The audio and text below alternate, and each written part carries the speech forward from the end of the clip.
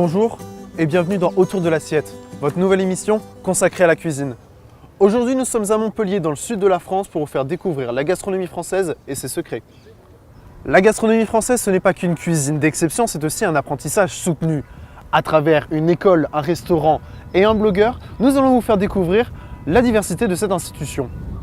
Tout d'abord, la Business School de Vatel à Nîmes nous a ouvert ses portes pour vous dévoiler la formation apportée à nos futurs restaurateurs.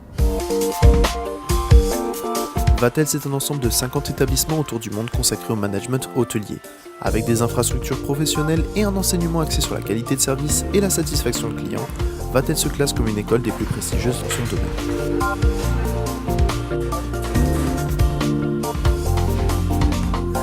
Les infrastructures à Vatel Nîmes particulièrement sont diverses. On a tout d'abord une brasserie qui se trouve juste derrière, on a une pâtisserie, on a une cuisine centrale. Les plats qui sont envoyés dans la brasserie et le restaurant gastronomique sont faits par des élèves, managés par des chefs. On a une réception, un hôtel spa, donc on fait quasiment toutes les pratiques proposées dans l'hôtellerie. Nous, le principe de l'école, ça va vraiment être de passer dans différentes pratiques, donc dans les différents services de l'hôtel. Alors, on a l'occasion donc de travailler, de discuter donc avec des professionnels du milieu, du métier, mais aussi avec des gens qui viennent de partout. Donc moi, dans ma classe, par exemple, on a 19 nationalités. Donc culturellement parlant, c'est vraiment intéressant. Puis après, on se rejoint sur des tâches communes, par exemple travailler en cuisine, être en service tous ensemble, tout ça.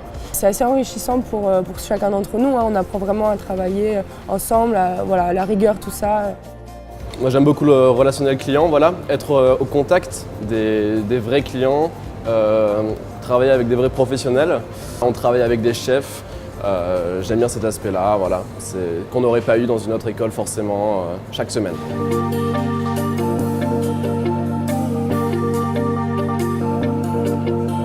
Alors la formation Vatel, elle est diverse. Tout d'abord, on a des classes. Ces cours de classe sont divisés entre pratique et leçons réellement à l'école. Et ensuite, on a des cours comme dans les écoles normales, de la GRH, de la gestion, tout ça. Et ensuite, on part en stage. Alors ce qu'il y a bien avec Vatel, c'est qu'on est sûr, avec un Vatel sur notre CV, avec un bachelor ou un master, de trouver un travail après. Le but de tout Vatelien, comme je le disais, est de finir manager. En moyenne, c'est 100% des étudiants du groupe Vatel qui trouvent un travail au bout de 6 mois.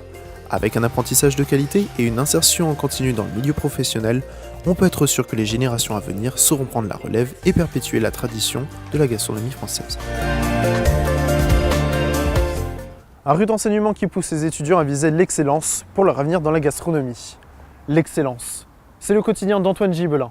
Chaque fois qu'il ouvre les portes de son restaurant, les Mâts de la Feuillade, c'est la perfection qu'il recherche. Un cadre historique, une déco rétro et une cuisine de grand-mère, voilà les ingrédients pour une gastronomie à la française. Dans une ville à forte animation se cachent parfois des lieux inattendus. Perdu au beau milieu du quartier de la Lironde se cache un parc classé monument français, mêlant art, gastronomie et aussi surprenant que ce soit, détente. Donc bienvenue au Mas de la Feuillade. L'histoire du Mas, ça a été créé donc au début du 19e siècle par un chanteur lyrique. Après, à son décès, c'est la famille Grasset qui a récupéré ça. Monsieur Grasset, après, a décidé de vendre et l'a vendu donc à A+ Architecture. C'est la plus grosse agence d'architecture du sud de la France. Et ils ont décidé de faire de ce lieu un restaurant chambre d'hôtes. Et donc ils ont fait un appel d'offres. Et donc on a créé ce lieu, qui est un lieu atypique totalement dans Montpellier, avec une décoration des années 30-70 français et italiens. Donc 1,8 hectare de parc classé monument français et 5 chambres d'hôtes.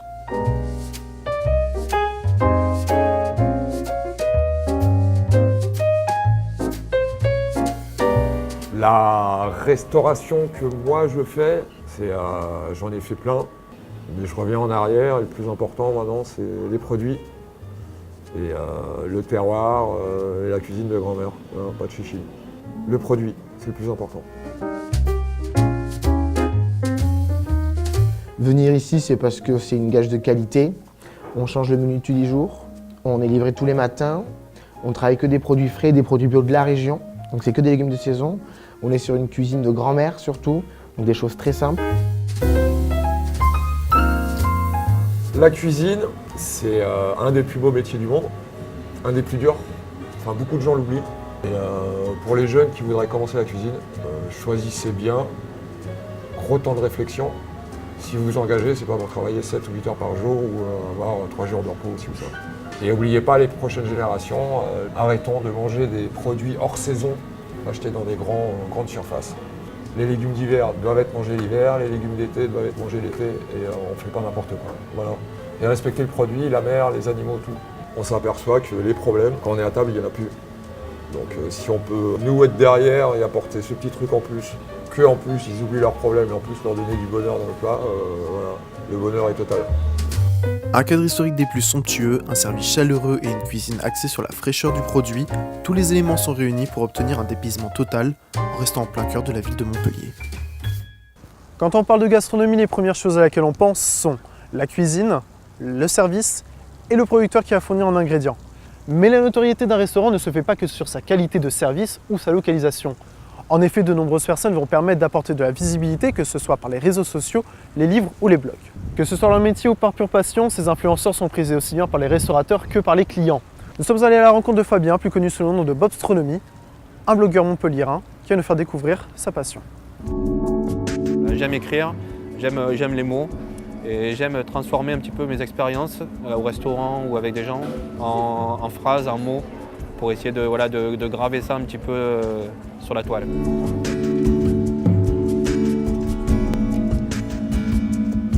Donc, bonjour, je suis Fabien. J'ai un loisir un petit peu particulier depuis 7-8 ans. Je suis blogueur. Donc, mon blog s'appelle Bobstronomie. Donc ça se boit et ça se mange. Donc je traite de tout ce qui se mange et de tout ce qui se boit. Donc la gastronomie et l'œnologie en général. Cette passion, je l'ai effectivement depuis que je suis tout petit. J'aurais pu me diriger vers des études dans l'hôtellerie, la restauration. Si c'était à refaire maintenant, si je revenais en arrière, je pense que je le ferais.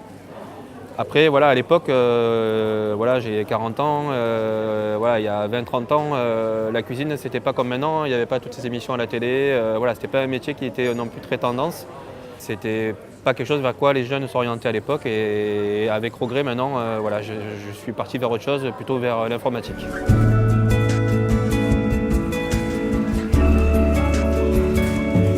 Quand je me régalais au restaurant, j'avais envie d'en parler, de dire waouh, j'ai testé ce resto. J'avais envie que les gens y aillent parce que je trouvais dommage que les gens des fois passent à côté, on n'est pas au courant qu'il y a un super resto qui vient d'ouvrir. Et du coup, c'était ça aussi, c'était partager les bonnes adresses.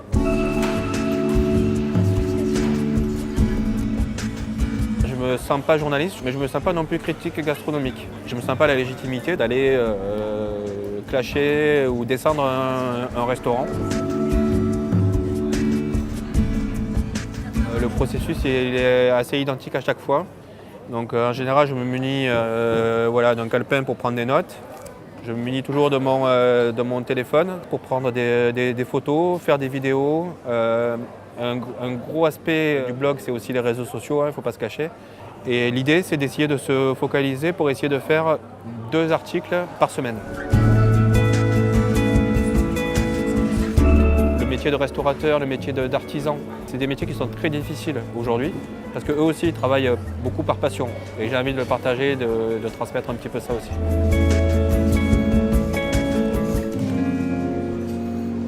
La gastronomie française est un modèle de référence partout dans le monde. Elle a su s'implanter en Europe, puis en Amérique et aujourd'hui c'est l'Asie qu'elle est en train de conquérir. En effet, de nombreux restaurateurs français décident de partir à l'aventure du royaume du soleil levant pour y implanter leur expertise et découvrir de nouvelles saveurs. D'ailleurs, pour la semaine prochaine, préparez vos kimonos et vos baguettes. Nous vous emmenons à Tokyo pour découvrir la culture qui fait fureur en ce moment dans le monde entier, la culture asiatique. Avec une cuisine propre à sa région et des plats plus atypiques les uns que les autres, nous vous montrerons que la nourriture japonaise a su mettre tout le monde d'accord. Mais en attendant, nous vous souhaitons une heureuse fin de journée et espérons vous revoir dès la semaine prochaine autour de l'assiette.